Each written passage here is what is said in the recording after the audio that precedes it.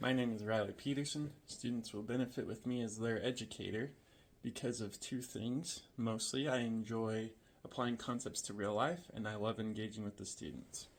I enjoy helping them connect everything we learn to the real world and help them see how they can use it in their actual lives. And I enjoy developing a positive professional relationship with them. By doing that, it develops a environment of trust where they are comfortable asking me any questions they might need help with. To improve student learning outcomes, I use a lot of formative assessments.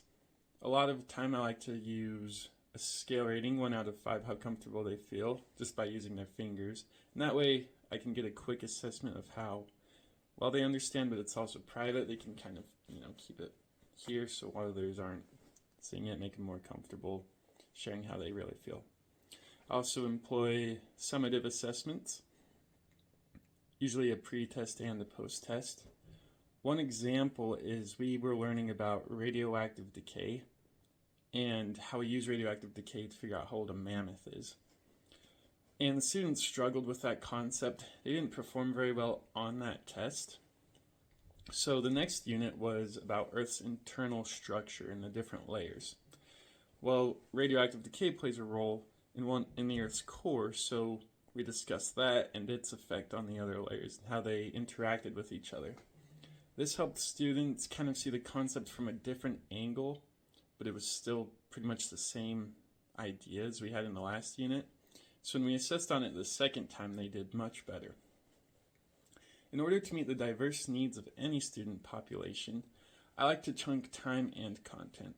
So for example, I like to chunk time into maybe 15, 20-minute segments because they easily lose focus.